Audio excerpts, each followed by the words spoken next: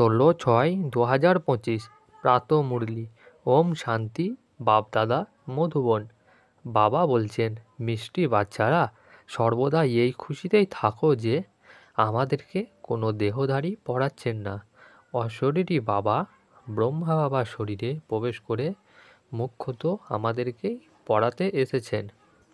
আজকের প্রশ্ন, বাচ্চারা, তোমাদের জ্ঞানের তৃতীয় নেত্র কেন প্রাপ্ত হয়েছে? উত্তর হলো, আমাদের জ্ঞানের তৃতীয় নেত্র প্রাপ্ত হয়েছে নিজেদের শান্তিধাম আর সুখধামকে দেখার জন্য। এই দুই চোখ দিয়ে যে পুরনো দুনিয়া, মিত্র সম্বন্ধী আদি দেখা যায়, তাদেরকে বুদ্ধির দ্বারা ভুলে যেতে হবে। বাবা এসেছেন নোংরা আবর্জনা থেকে বের করে তোমাদেরকে ফুলের মতো বা দেবতাদের মতো বানানোর জন্য। তাই এরকম বাবাকেও তখন অবশ্যই আমাদের রিগার্ড দিতে হবে। ধারণার জন্যে মুখ্য সার। নাম্বার 1, বিকর্ম করা থেকে বাঁচার জন্য বুদ্ধির দ্বারা এক বাবার সাথেই ভালোবাসার বজায় রাখতে হবে।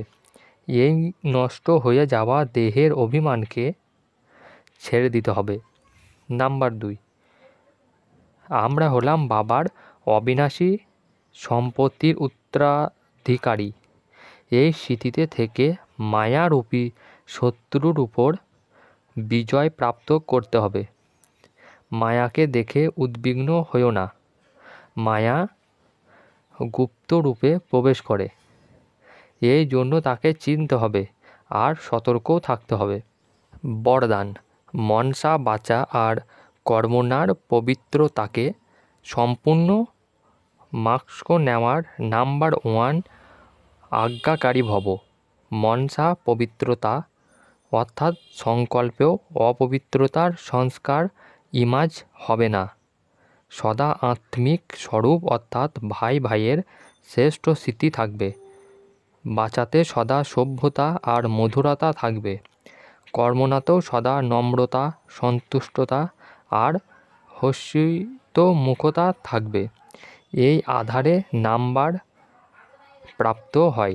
আর এই রকম সম্পূর্ণ পবিত্র আজ্ঞাকারী বাচ্চাদের বাবাও গুণগান করেন। তারাই হলো নিজেদের প্রত্যেক কর্মের দ্বারা বাবার কর্তব্যগুলিকে প্রমাণকারী সমীপ রত্ন।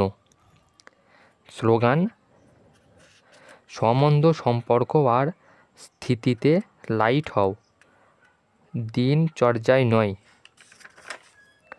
অব্যক্ত ইশারা, আত্মিক স্থিতিতে থাকার অভ্যাস করো, অন্তর্মুখী হও।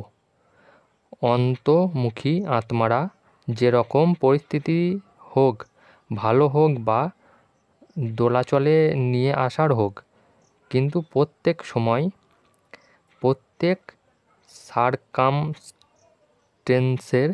ভিতরে নিজেকে অ্যাডজাস্ট করে নেয়। একলা থাকো বা সংগঠনের মধ্যে থাকো, দুই ক্ষেত্রেই অ্যাডজাস্ট হওয়া, এটাই হলো ব্রাহ্মণ জীবন। তো আজকে মুরুলির কিছুটা অংশ তুলে ধরলাম। তো আজকে এখানেই শেষ করছি। ওম শান্তি।